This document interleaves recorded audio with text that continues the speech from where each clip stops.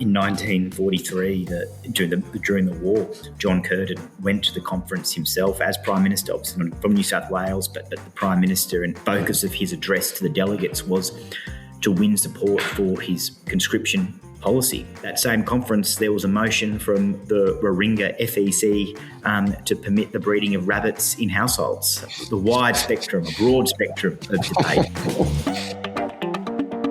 The presenting sponsor for Socially Democratic is Dunn Street. Dunn Street is a campaign agency that specialises in community organising. We only work with people and organisations who want to build power to make the world a better place. And if you want to create change in your world in 2026, then hit us up at dunstreet.com.au.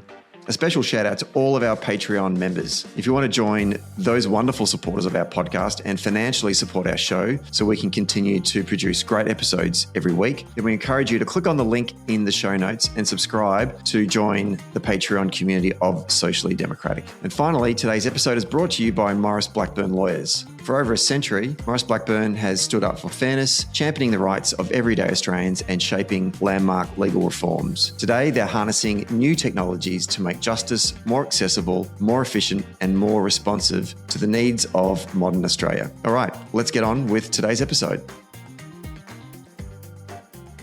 We are taping this one on a Monday morning on the lands of the Wurundjeri people. Very eager we are this week. And the New South Wales Labor Party Conference is coming up in early July, and Socially Democratic is actually going to be holding a show as part of the Fringe program. And so we're super excited about that. But to set the scene, we thought we should get the guy that organises the conference, the General Secretary of the New South Wales branch of the Australian Labor Party, Ofner, on the show to talk about the conference, talk about there's an election coming up in New South Wales next year, campaigns and everything else. Dom, welcome to Socially Democratic. Thanks, Stephen. Thanks for having me. Before we get into, the nitty-gritty of campaigns and the conference and whatnot, the first time you've been on the show, so we should introduce you to our audience. How? And I always start with people call it their Labor story. It doesn't have to be their Labor story, but what's your background? Like, how the hell did you get involved in the Labor Party, and what were the moments or people that shaped your Labor values that brought you to this work? Like many people you are involved in the party from my generation, we grew up in John Howard's. For me, I think it is the case for many people, growing up with him as Prime Minister, seeing what he was doing, the agenda he was pushing. It was pretty politically awakening for me. I remember walking with my family across the Sydney Harbour Bridge on that walk for reconciliation in 2000. I was only 10 years old at the time, but even in that mindset, knowing that there was something wrong, that obviously an injustice had happened had happened over many years, and it was wrong that the Prime Minister wouldn't say sorry. It was a Labor government that would apologise, and ultimately we did. But it was later that year, December 2000, my dad took me and my sister. He would, as part of he was involved in the Smith family, deliver Christmas hampers to obviously people who were doing it tough that time of year, and I was pretty confronting the standards, the injustice again that many people were confronting, and I was pretty upset that night. And I remember my dad saying, sort of half jokingly, but it stayed with me, that's why we have to vote Labor. That memory has stayed with me, and about what Labor governments do, why we need Labor governments, and continued to be politically aware. 15 years old, joined the party, got involved in Young Labor, volunteered on the campaigns for my local members of parliament and candidates in the inner west of Sydney, and have been involved in my local branches and now in the professional side of the party as well, in the party office. When your dad said to you, that's why we need to vote Labor, did you then work out in your head that I need to get involved? Like, voting Labor is one thing, right? But to actually get involved in a political party is actually a very different matter. And I think it's actually a unique experience that a lot of us don't, I think we probably take for granted, right? But we wanted to get more people involved. Why did you choose to think, it's not just voting Labor, I actually need to get involved? Yeah, I mean, I do remember having a great image of Kim Beazley in my mind at that time as well, when he said that. Kim, obviously the leader of the party at the time, and I think would have been, I think it's safe to say, the best Prime Minister we never had. but that idea of voting Labor and then obviously moving beyond that to joining Labor and working for Labor, it was just, I think, a logical progression, especially, again, the policies of the Howard government, the 2001 election, in my view, the appalling politicisation and weaponisation of refugees, the 2004 election, and after that, the work choices agenda. Various moments and various sort of issues emerge, and that it takes that support for the party at each point one step further to then joining the party, and then ultimately working for the party as I have now, sort of on two stints. This is my second stint with the ALP office, a bit as a vocation in many ways to serve the wider movement. On that journey to becoming General Secretary, when you think back to the different roles that you've had, what are some of the key roles or campaigns along the way that shaped you as a campaigner? The campaign that I think stays with me, and it's funny I say that because it was a defeat and such a big defeat, but the 2011 state election, it's often the defeats and the hard results where you learn the most, and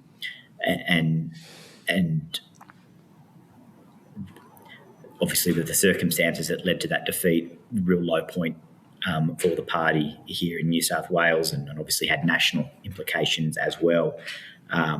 But that was, particularly now in my role, a reminder of what happens when things go wrong, when the party loses sight of its mission, of its purpose, is too focused on itself and not on the people that Labor governments exist to serve and represent. But then also coming back in 2020, the Eden Monaro by-election, that was a campaign that was completely turned upside down because of the COVID environment that we were fighting that by-election in. And that I think really does mark as well the turning point in the trajectory of the party after that devastating defeat in 2019. In New South Wales, 2 defeats in 2019. The turning point, a very tough win against the odds at the time when Scott Morrison was seen as invincible with his popularity. A really, really significant turning point where those in the party, we believe we can win the next election, and ultimately we did. And that was a really important source of confidence in ourselves about what we can do. But I think also bringing the step to the party in not just New South Wales but nationally, and supporting the Prime Minister, the then opposition leader, now Prime Minister's leadership, that we could do it. I mean, this is a huge question here in terms of thinking back from 2011 all the way through to the state election victory in March 2023. 23, yeah. I mean, I was there that night when the then elected Premier Chris Minns gets up and gives his speech, and you're sort of talking to punters in the room, Labor Party apparatchiks and campaigners who'd been around for a while.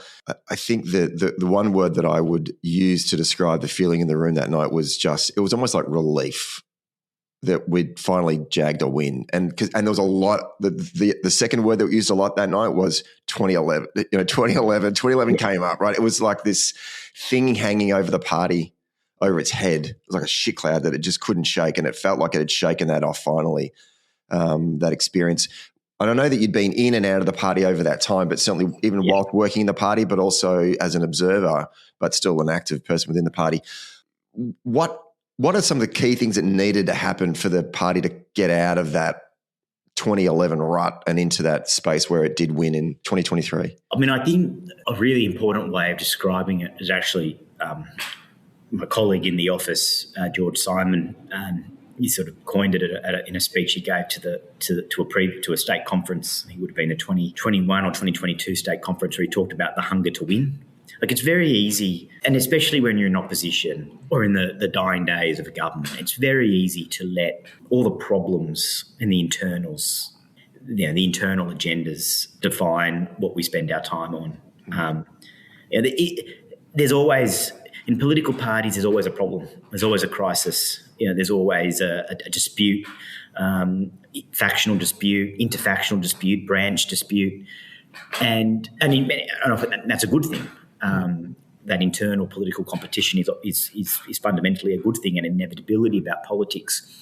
But it's when that becomes the main game, and for a long time, and really starting in that final term of that government, that did become the main game for the party in New South Wales, and we therefore lost sight of what was important and what mattered. And I think that low point of the defeats in 2019, that realisation that things couldn't continue like that, and again, a maturity across the party, across the factions, across the movement, so Macquarie Street, the Sussex Street and the union movement sort of all coming to that realisation. There's never going to be an end to the internal tensions and the disagreements and disputes, and that's inevitable. But we need to manage that. We need to make sure that we deal with those things, that they don't play out in a way that distracts us from our core purpose. And I think that wasn't just key to winning the 2023 state election. Like the recognition and the understanding of that approach took place well before 2023. It took place a number of years earlier, and was key to, frankly, I think the federal Labor success in 2022. The New South Wales branch is the biggest branch of the party in the country, in the biggest state with the most number of federal seats. And as Paul Keating would say, and imagine still does believe, where goes New South Wales Labor, so goes federal Labor. And again, that change, that approach that we've taken, I think, in the last the last few years was critical to obviously not just March 2023, but May 2022, to get the New South Wales branch in a fit for purpose, fit state, a strong state to win government, and as we did last year, and hopefully next March, to hold government for the long term. And it's a great place to be when you've got not only the Prime Minister from your own state, but also being in state government as well. It's a long way away from the dark days of 2011 as well. So, it's something to be celebrated. And I guess coming up on the 4th and 5th of July, it's the annual state conference, and it is an opportunity to celebrate and reflect and then start to plan going forward. So no doubt the Prime Minister will come and deliver a speech, and so will Chris talk us a bit about there's almost a mythology around the New South Wales State Conference, Labor Conference, and I don't know whether it's just born out of just good PR by everyone from New South Wales running around the country telling everyone else that it's an amazing conference, or even just reading old books like Graham Richardson's book. I mean, as a young man, I remember being at my very first NUS conference, reading whatever it takes, sort of sitting in the back of the room, bored out of my mind, listening to all these mindless debates. But I was enthralled by this book and the lore of the Sussex Street and the conference and whatnot. But it is arguably the most significant state conference in the country. Why do you think that is? Why does it differ from other gatherings of party people across the country, including our national conference, which is going to be happening later this year as well? Yeah, look, I think you're right. It is a conference that is steeped in tradition, held at the town hall, the Sydney's town hall, which we coin as the secular cathedral of the Labor Party. And there've been a couple of instances in recent decades where the conference hasn't been held at town hall, and they haven't gone well. And the lesson in that is, it has to be held at town hall. But I think what sets it apart from other Labor conferences, look, there's over 800 delegates. It's twice the size of the national conference, and significantly bigger than any other state conference. That's over 800 delegates, and then many more observers on top of that. As I said, it works, and it's meaning because yes, it's the supreme decision-making body of the party. That's what the rules say. But it's more than just what the rules, the convention of the party, the meaning that is attached to the conference by the parliamentary party, by the party machine, by the rank and file, by the union movement, in giving the respect to the conference and the meaning that the conference has for each of those parts of the party is really important to elevating its status. And there's some really, really practical and, frankly, famous examples. Neville Wran it was the state conference where he chose to announce his resignation as Premier. And that was clearly recognition of the role that the conference played for him, for the party, but ultimately also for the success of his government. In 1943, the key to during the war, John Curtin went to the conference himself as Prime Minister, obviously not from New South Wales, but the Prime Minister, and focus of his address to the delegates was to win support for his conscription policy, taking it to the conference to get the support of the party for that. Very significant debate. Obviously, at that same conference, there was a motion from the Warringah FEC to permit the breeding of rabbits in households. So the broad spectrum of debate. The 1949 conference is where Chifley gave the Light on the Hill address. It's that convention. So there's the rule, but the broader meaning and the significance of it really relies on the respect that all parts of the party have for it. And we refer to that in New South Wales as the McKell Model. Explain that. So the party split in the 1930s, a significant dispute over the direction of the party policy-wise, but ultimately the role of Jack Lang and how the party would work and how the government would interact with the various wings of the party, and significant disputes on that led to a split, and Jack Lang splitting off from the party. We were in opposition for a significant, basically for the rest of that decade. Bill McKell became the leader and ultimately became the Premier. And what he recognised, and essentially the support he received from the party, was built around, we're going to win government if we're going to stay in government. The government has to be able to do its job. We have to be able to govern not just for the specific interests of the Labor Party, we have to govern for the entire state. And with that was the expectation that ultimately the conference would support the agenda of the government. But that wasn't just a rubber stamp. With that came the recognition that the government had to manage and ultimately nurture the various parts of the party. It had to persuade and bring the union movement along with it, bring the rank and file along with it, and the role of the party office in helping to facilitate that was really, really significant. And so we've had situations in the past where the state government has had to go to the conference and essentially seek almost the permission of the conference to pursue agendas and to pursue particular policy directions, and therefore the debates are really high quality. There's the need for persuasion in that. Neville Wran had to go to the conference to seek support for essentially what would have been the sale of Lotto, and it was defeated initially. And so he recognised a compromise had to happen, and a new proposal was taken to a subsequent conference that actually heard the initial concerns of the conference, and a compromise was reached and it passed. The question of the Opera House was actually a significant debate at a New South Wales conference, and the government of the day had to persuade the delegates to get that support. Was successful, but not without the need for listening, engagement, persuasion. And there have been some instances where the government of the day has had as in the case of 1997, there was a proposal leading up to that conference to allow the privatisation of our electricity network in that first term of the Carr government. The conference was going to very clearly reject it. The Carr government got the message, listened to it, and didn't proceed with that plan.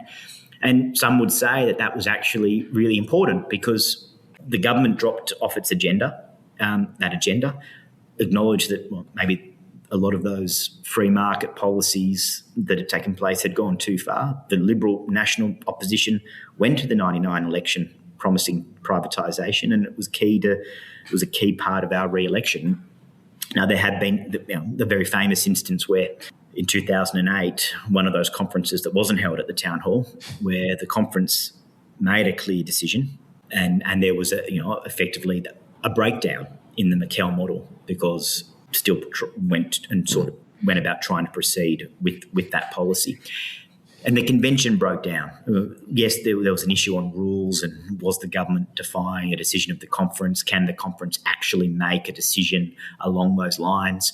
That is a very significant debate, and would test all kind of conventions. But the fundamental convention of the government cannot defy the conference, it should never really be in a position where its agenda is blocked because of the important role that Labor governments need to take of bringing the conference, bringing the party, and by that I mean the union movement, the rank and file, the party organisation, helping to bring the party with the government, and that is I think that tradition, that convention, means that the debates at the New South Wales Conference take place with a lot of passion.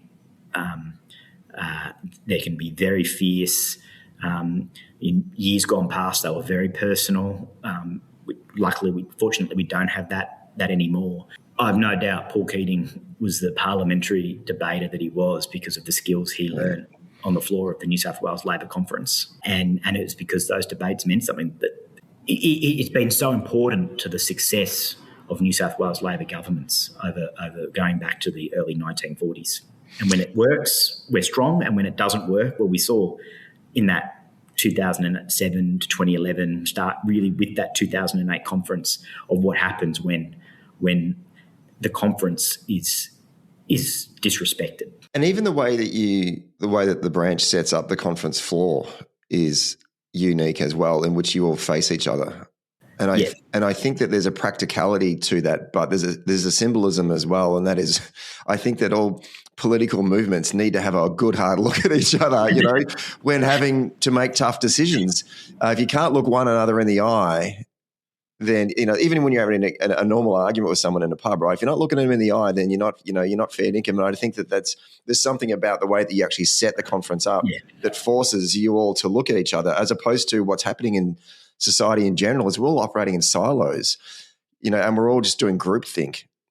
And so we're not seeing this convergence of diverse views being put into this sort of pressure cooker situation in which then it says, and we all have to get through this and come out with a consensus position in the end, and our party's going to be better for it. I mean, is there intentionality around that, do you think, apart from it looking amazing? I mean, it looks amazing, but you're right. The way it's set up, and therefore the atmosphere that setup creates makes it a really powerful environment. I've no doubt that back in the days there would be someone speaking from the floor, and there would be a couple of delegations right near the microphone that were heckling all kinds of things to a speaker, which is again unique to that setting. But when the leaders walk through the doors and to make their way to the stage, it's a really powerful image. Particularly, bear in mind that Albo for many years was speaking at those conferences, and vast majority of instances not in support of the leadership of the New South Wales branch. I think it does mean something. It does mean a lot to him being able to return to that conference. When he returned to that conference in 2022 as an elected Prime Minister, it was a very, very, very emotional occasion. I can imagine. Putting aside, the history and what the debates that he'd been involved in, he's someone who, while not bound by any of the decisions of the conference as Prime Minister, but he recognises the meaning and the role that conference plays. And he was really, really emotionally affected by just how powerful that entry was for him. Particularly, I mean, as you said, like he cut his teeth in that room. that conference in some ways and that branch made who the politician that he is today. And to walk back in there, it's like coming back to your family in some ways, isn't it? And actually saying, look, Mum, Dad, look, I made it. I'm now the Prime Minister. No, I appreciate all the work you've done. Interesting, you just talking before about, the history of the conference and its significance contributes to this law. And it's more than mythology, right? And so it's built on this history, but also you can't just live on the history, right? It needs to continue to adapt and develop. What have you noticed about the way that the conference has changed, even in the time that you've been involved in the party over the years, to enable the membership to have its views brought into this debate, or just, because obviously the way that we operated in the year 2000 is fundamentally different to the way we operate now. And so how does a conference that is so old and so steeped in tradition and history, how does it continue to modernise itself as society in general modernises? What have you noticed has changed?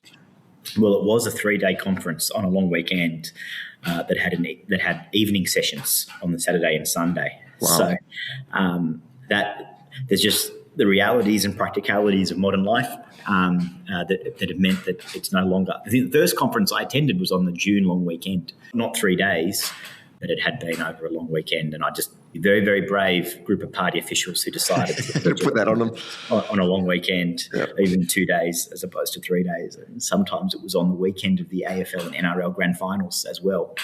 So that reality of modern life. In terms of what else has changed, I think there's still the fears clash on Saturday morning about the administration and rules of the party. There are genuine disagreements that exist and differing views that exist in the party, but they were some really personal and nasty debates, and we just, for good reason, that just not happen anymore. That says a lot about the culture of a modern political party.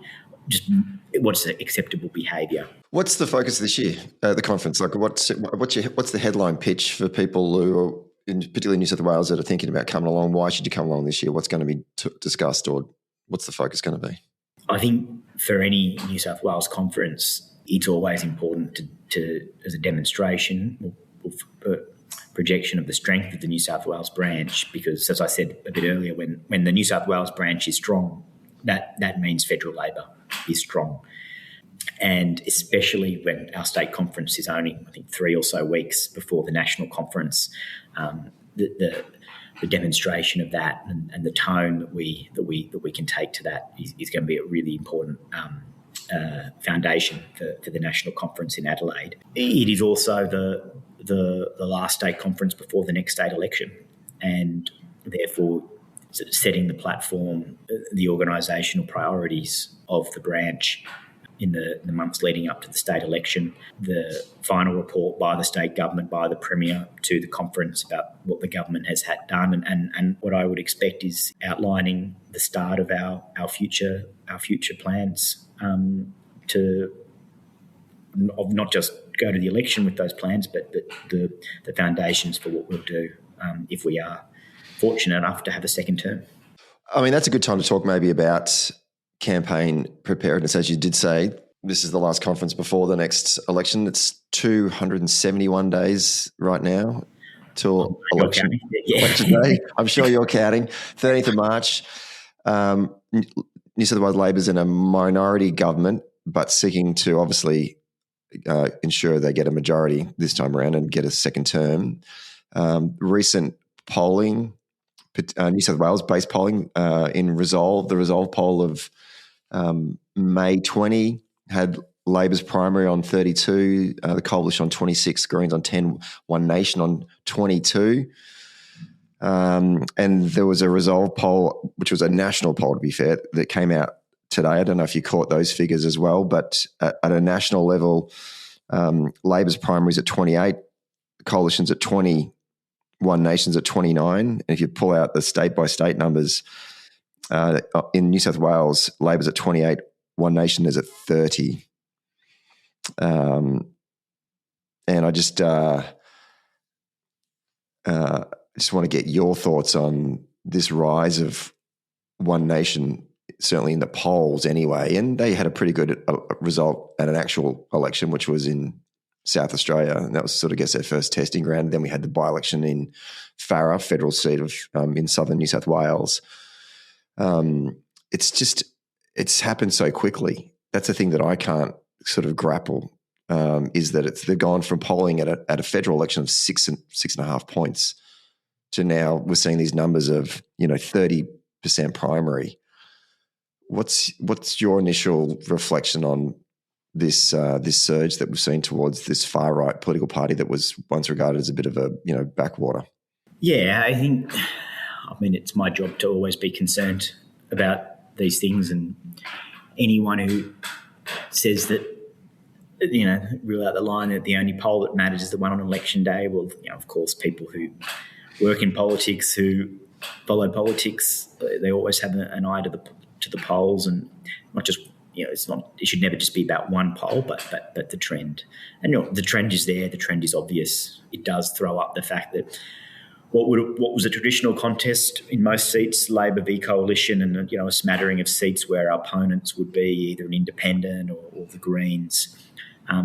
That's very much changed, and we should it's changed over recent cycles, but we're seeing a significant change in that, where we're likely to see any number of contests that aren't just between Labor and the Coalition, but would clearly be between Labor and One Nation.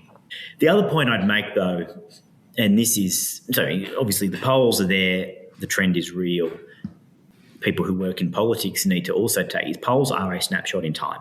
A mistake that we can make is sort of just see polls as a prediction of what would happen in an election, in the case federally, an election in 2 years' time, a state election in 10 months' time.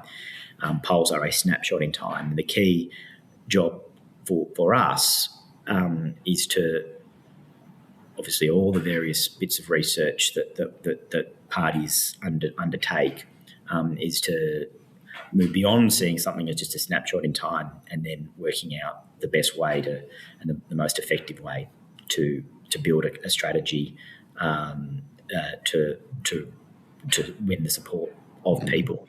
And research is a tool to help do that. If it's just polls are just looked at as a snapshot in time, then it's not the effective way to use or to look at opinion polls. Yeah, it's one of the things that annoys me about the political discourse in this country. And so you saying that's music to my ears, Dom. A lot of people, and we talk about this on the show often, about this view that demographics is destiny. That that's the poll. Those people that sit in the room and go, that's the poll. We're done. But there's never I like the person in the room that goes, okay, that's fine. That's where we are right now. Well, what do we do to change that? And I'm sure that those conversations have been had behind closed doors as opposed to in the public domain. But I don't want to draw you on to this too much because I don't want to give away what you're thinking. And you've got a bit of time, right, between now and election day. Victoria's obviously up next. That'll be interesting to see. And I know that I get a sense that certainly the Vic branch and folks in positions of power are trying to work out how to deal with this. But even I'm looking at how we can approach this One Nation issue. One of the things I'm taking away from it is that it's not sticky. To assume that once people have moved on to One Nation, we're not going to get them back, I think would be a mistake to make. Even that Resolve poll today, one of the questions we're asked is how firm are you with your vote? And 27% said not firm. That's a lot of voters. Yeah. So that if they can move there, they can come back as well, is what I take away. But I just wonder about how we're trying to, because you can sort of see, like certainly you could see Peter Malinauskas in the state campaign grappling with ways in which he could message that. And I think that maybe on reflection, they might look at that and go, no, I don't know if we got that right. You can see a lot of people online talking about getting stuck in a polling because she's flying around on a private jet. And I actually think that, people who are voting for One Nation right now, I think that's fine. I think abusing One Nation voters of being racist or attacking them over because they're stupid is patronising. That's not going to work either.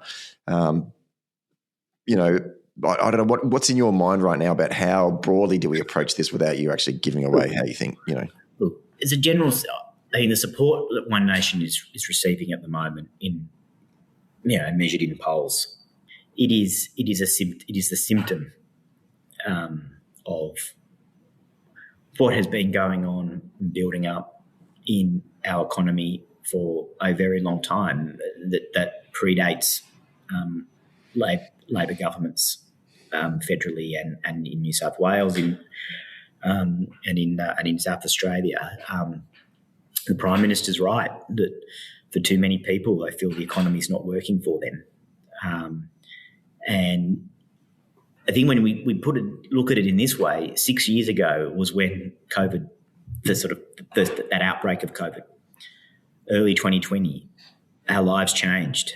The way people work changed. The lockdown started. And while that's not necessarily at the forefront of people's minds now, and they don't sort of talk about COVID in an unprompted way, we had 2020, 2021, disruption caused by COVID. Then 2022, you have the obviously Russia and Ukraine conflict, the impact that then had on supply chains, the flow on of that, the impact on global inflation, leading to the RBA increasing the cash rate, and that the impact of that, and within the course of that period, we've had a lot of bad news upon bad news. Not the fault, and people know it's not the fault of any particular government. They know also that these challenges are built up over a long time, but then the false dawns, the false hopes throughout that. We thought that our interest rates were trending down, and then obviously late last year, the sense of a different trajectory with inflation and the economy. And that's really hard for people. I can understand why people are frustrated. We had here in New South Wales a government that made those pressures worse, keeping wages below the cost of living, that privatised our electricity network. So decisions of government that predate, that go back a long time. And you can see why people therefore think that the economy, or are feeling the economy is not working for them. That requires more than just messaging. Frankly, it requires more than just the question about what your election strategy and your election message is going to be. It does require substantial action. Acknowledging the frustrations is one thing. What's more important, and ultimately where I think why there's the need for and the role of Labor governments now more than ever is that the changes that we need to see delivered in response to these pressures and anxieties and frustrations are the changes that only Labor governments can deliver. It's so important that we have Labor governments federally at state levels. The alternative is what would happen under a coalition government. Can't answer what would happen at the moment. They don't have any sort of coherent plans. And the question that I think people will start asking, particularly because of the polls, is it's one thing for one nation to point out all the things that are wrong. It's another thing to say, well, what they would actually do and whether they actually have the capability and the capacity to do those things. That leads me into wanting to ask you questions around the sort of campaign modernisation and where you see campaigns heading. And the first thing that comes to mind right now, that the decisions that campaigners are going to have to make in New South Wales in March next year and in Victoria this year is this sort of this traditional strategy of our pathway to insert the number that you need to form government, right? I think it's 40. Is it 47? 47 here, yeah. New South Wales, 76 in federally and like 45 in Victoria. The traditional way obviously was target seat list, which normally would be a seat that is either it is marginal, like it's a tight margin, either held by Labor, so therefore need to sandbag, or a seat that you want to go after that's held by your opponent. And then the other seats that are not on the target seat list are normally seats that Labor hold by whopping majorities, normally in our sort of our heartland, wherever that geographically may be in the city and the regions, and then seats that are just well out of reach, not going to bother going for. And it feels like that's now changing, because there's a whole bunch of seats that we hold that are in our heartland that are now under threat of being lost to another party, maybe One Nation or maybe the Libs, depending on what happens in preferences. Does that then force you to then reimagine what a quote-unquote target seat list is? Or do you completely change the strategy in that you sort of have to, because, we've only got a certain amount of money. That's why we always had a target seat list, because we can't give you all, the central campaign cannot fund you all, right? So you safe limited resources, yeah. Absolutely. So you safe Labor seat guys, you're just going to have to just be happy with your one Tatsaloto and you're going to look after. You don't have to worry about campaigning. But now they've got a campaign, but as a central campaign, you're like going, damn, I don't know if I can actually fund them as well as going for our target seat list. So, I mean, how do you think this through now in this sort of place where we sit with One Nation being a threat in all sorts of weird places? It's a emerging reality of elections. In 2022, the Teals did this to the Liberal Party. Their heartland seats lost to independents. I say to people all the time, there's no such thing as a safe seat. Forget the pendulum. But the idea of a pendulum and where you are does not matter, because voters know that there's an alternative. And the really important thing within that, why we say that, is you can't fatten a pig on market day. You can't come election time say, oh, this seat, we've got to put resources there. The most important thing, and I think this is the most important thing as well in terms of how we deal with the question of things like One Nation, but also just the threats that might come from minor parties or independents, delivery, governments and local members in those seats that actually can demonstrate a clear record of delivery, that they have got things done.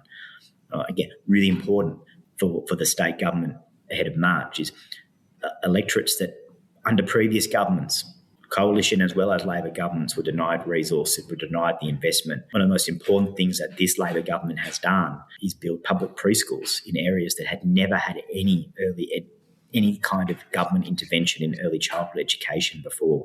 And it was based on SES levels. And of course, what that meant was suburbs and therefore electorates that considered safe Labor seats. But these weren't decisions based on the margin of the seat. They were based on need. And it's been a Labor government that's delivered in those areas. And that's why it's almost too late when you get to an election. I said, we might be in trouble in this seat because of a challenge, depending on who it is, but not a traditional Labor coalition challenge. Regardless of the margin a member has, they need to have been working throughout that entire term. And governments can't just make decisions like they used to, and it was wrong. We saw this where with the pork barrelling scandals that have existed. A handful of marginal seats, here's the money, what projects do they need? Areas need to be funded based on need, the right projects regardless of election. And if that's done, we should have clear and comprehensive records of delivery that we can point to come election time. I was going to ask you a question about what's changed over the last 2 decades. But before we get to that, the other question I was going to ask you is what hasn't changed, or what have you found over your time as a campaigner remains the same? And I'm wondering, is that the answer, that it's just good quality candidates out there in the community communicating what either we promise what we will do if we're in opposition, or what we have done whilst we're in government and what we'll do in the future? Is that the mainstay that should never change, or is there other things as well that you think we should never let go of? There's always a new tactic, technique. The world of digital campaigning is so fast changing. Every election there's something new. But fundamentally, the best campaign tactics will never beat a campaign that's got a clear strategy and a clear message. I think that's the first thing. We've been the beneficiaries of that. I think in the 2019 federal election, we learned that lesson the hard way. But to your point, I think absolutely right. Like demonstrating that we've just been getting on with the job. We're in government federally at a state level, so coming at it from this perspective, being able to demonstrate that we have been making a practical and meaningful difference in the lives. Never, the job's not done. Governments have to keep moving forward, driving change and progress. But those 2 points, the need for a good message and strategy with real substance to back it up. People see through spin now. People are understandably cynical. They see through spin, they see through focus group messages that we prioritise message over substance. If you're trying to spin your way through and you don't have the record of delivery, people will see through that and see through it far more than I think previously. And that's because of the advent of I think all the new ways of getting media and consuming information. I mean, people are are far more aware of what's going on or what hasn't been going on. Thinking ahead into the next campaign for you guys in New South Wales, what is the areas of focus in terms of, resourcing new strategies or new platforms or new techniques in which you can be a far more effective campaign? Where do you think campaigning is heading? What direction do you want to take the campaign as the campaign director? It all boils down to getting a message in front of people and all the new ways that are available. But we're not going to broadcast them here in case the coalition is watching. But, they are. I can guarantee it. But I think that's always, and every cycle there's something new. In saying that, earlier this year, some changes were passed to the New South Wales electoral laws that allow the Electoral Commission to crack down on AI-generated images. So we saw in the last federal election, I don't really know who they were, but there wasn't a Liberal Party, but they were supporting the Liberal Party, producing AI-generated images of depicted Labor members doing things that they just hadn't done. And there's a far more regulation that's coming into place in New South Wales to prevent that those misleading images, and also requiring a statement in case there is digitally generated images that's been done using AI. I think that's important. There's a lot of opportunities that come with AI, not just when it comes to elections, but the world generally. But there's a lot of things that are problematic and concerning, and that we don't want our elections to be influenced by the misuse of that technology, and we've got that now coming into place. I'm pretty sure it's a nation-leading reform that we're starting here in New South Wales. I think that's just going to be the start of that discussion about the role of that, and other jurisdictions doing their own, looking at how we've done it here, lessons from that, and it's going to be an ongoing debate in election campaigns. What do you want the campaign to be fought over in 2027? Well, I think all elections are fundamentally come back to a question about the future, and how people see that future for themselves and their families. I think we're in this period now of significant uncertainty globally, but obviously that's having an impact in Australia and in our state. The world is changing. People know that, they accept that. How we manage that change in the interests of people, working families, working people and their community is really important. The role of government in demonstrating who has the answers to that for the future, and that question about what that future looks like, is going to be key. So all elections are really a choice about the future and what the future looks like. I don't think this election will be any different. Obviously, the answers that we put forward, the debates and what some of those specific issues are, will be different. They are in every election, but I think that'll be the fundamental choice. State Labor, as with federal Labor, we've laid some really strong foundations. Coming in, having to address some of the big challenges that we inherited, dealing with new challenges that have emerged during the course of the last 3 years. But because of those foundations that we've laid, we're in a strong position to deal with what's next and take things to the next step. With that clarity of plan and direction. The contrast obviously is with our opponents, the Liberals and Nationals in various seats, One Nation in other seats, but generally those right-wing parties, as well as the Greens in some parts of the state. The question comes is, well, what is the plan? What is their plan? At the moment, it's not clear. And then it is also the question of whether they have the capability to deliver what they say they will. And again, I think significant questions about that, about the coalition generally, regardless of what level of government they're at or they're seeking to be in office in, their ability to do what they say they will do, either because of serious questions around their competence, but also their prescriptions invariably do hurt people and leave people worse off. And so again, it all boils back to that question about what the plans for the future are.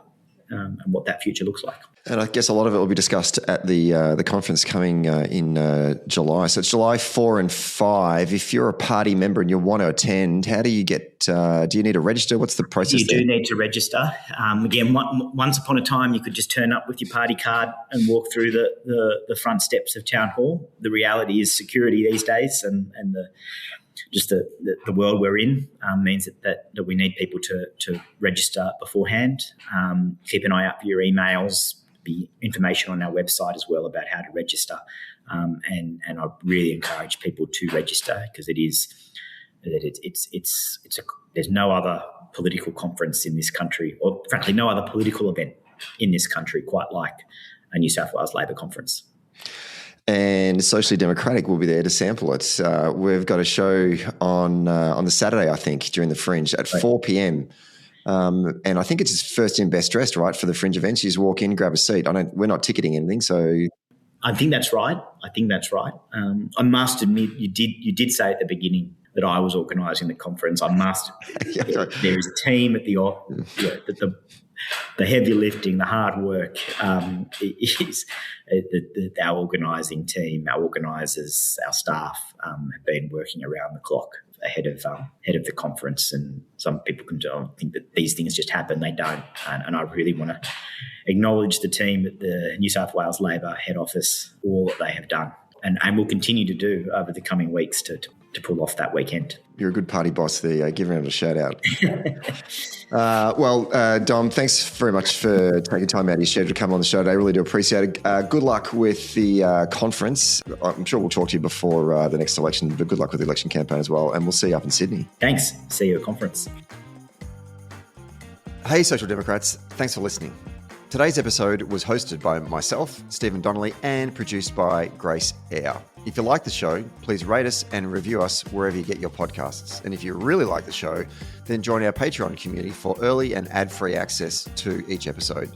We regularly take questions and comments from our Patreon members, so get in there if you want to have your say.